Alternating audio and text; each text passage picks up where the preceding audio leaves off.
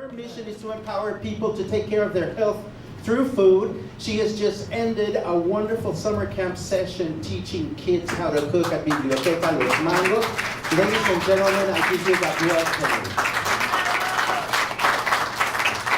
There are many things to be afraid of. We hear about them all the time. The media tells us about crime, terrorism, and so forth. But what we don't hear about is diet-related diseases, and that's the biggest killer of all. Heart disease, cancer, and stroke are the biggest killers. And the thing is, dietary changes alone can reverse this. My name is Gabrielle Tenney. I studied business with a focus in marketing in Richmond, Virginia. I graduated from the Culinary Institute of America in 2007. And I currently own and operate Savvy and Well, a meal delivery service and a spice line here in Puerto Vallarta, because things like cooking, meal planning, and grocery shopping are struggles for many families.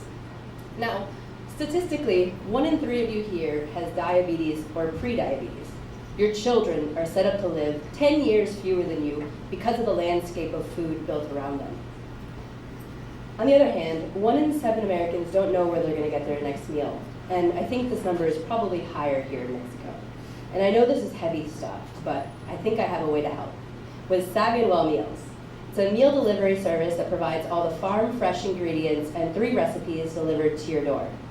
The way it works is you order 3 meals on savvyandwell.com o sabiaysana.com para toda la tienda en español. De hecho, todo el sitio web está en inglés y en español. There's also so what you do is you order 3 recipes out of the 6 that change weekly, and they're all dietitian approved, low glycemic, all are about 99% are gluten-free. And we also have a 3-day liver detox program that follows Trofologia, and a seasoning line of spices that will add all the flavor to your dishes without adding all of the calories. And my favorite part about this business model is that 15% of the proceeds go towards culinary programming in low-income communities. So in Richmond, we served one of the largest areas that's considered a food desert or has food poverty. And here in Puerto Vallarta, we just started in May, and I've already given classes at the Biblioteca Los Mangos for kids ages 6 to 13. And what I've come to find is that cooking and baking play a huge part in people's lives, no matter what your socioeconomic background. I remember my mom, after working all day, would cook a meal from scratch and make us all eat together at the table without a TV on or anything. And even though I didn't always appreciate it back in the day, I'm really glad she did it, because food does bring people together. And during the summer camp, some of the kids are telling me, oh, I want to be a chef when I grow up, and I'm learning how to cook at home. And one of the girls said, my mom's teaching me, or my grandma's teaching me how to make albondigas. And I just thought, what a shame it would be to use this tradition of passing recipes down to the next generation. And the thing that I hear all the time is nobody has time to cook.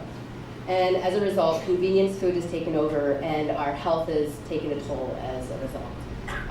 And we have to eat every day, for goodness sake, so what we put into our bodies should probably hold some priority. I do really sympathize with people who are working 2 jobs to feed their families. I mean, I've met single mothers with 2 to 3 kids that are trying to make ends meet, and they literally have no time. And asking them to go plant-based or vegan is laughable because of the cultural and educational burdens, not to mention the economic burdens of buying antibiotic-free, hormone-free ingredients.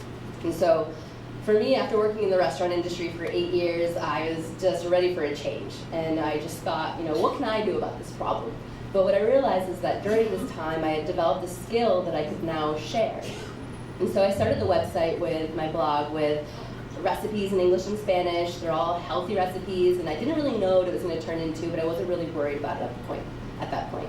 So I studied abroad in Italy, and I noticed how the Italian culture, they really give priority and value high quality ingredients in their food and quality of life, so they have the time to cook. And I learned actually about the trivial learning method, natural law, and transcendental meditation that completely shifted my mindset, but also put me into action. And action is really where the magic happens. There's a domino effect that happens with action. You figure things out, you constantly improve, you connect with people who have similar values, and you just gain momentum. So my hope in this talk is to inspire you to take action with that idea you have and share it with your community. Because I've always admired inventors with that. Whatever they create and bring to life started with an idea in their head. So I also have a couple goals for my life, and I wanted to share a couple of them with you. And the first is to make a positive impact on humanity, to leave my tiny space in the world a little bit better than I found it. And secondly, to have economic independence. And I call it economic independence because it has to do with what your idea of success is.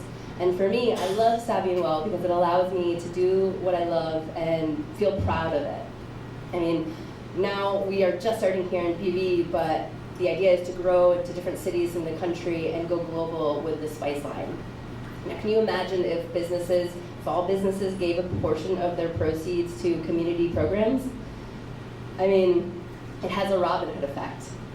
People who can afford to buy into the service do, and their purchase helps give someone else, in this case, the skill of cooking. And you know the old adage, give a man a fish, he eats for a day. Teach a man to fish, he eats for a lifetime. And not everybody's concerned with eating well.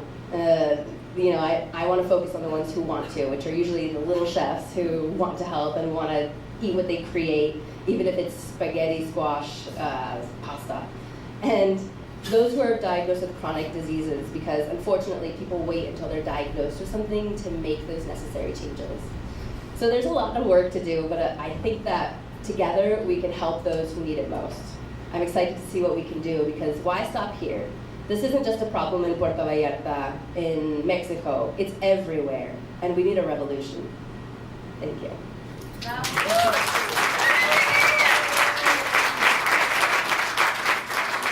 Gracias, Gabrielle.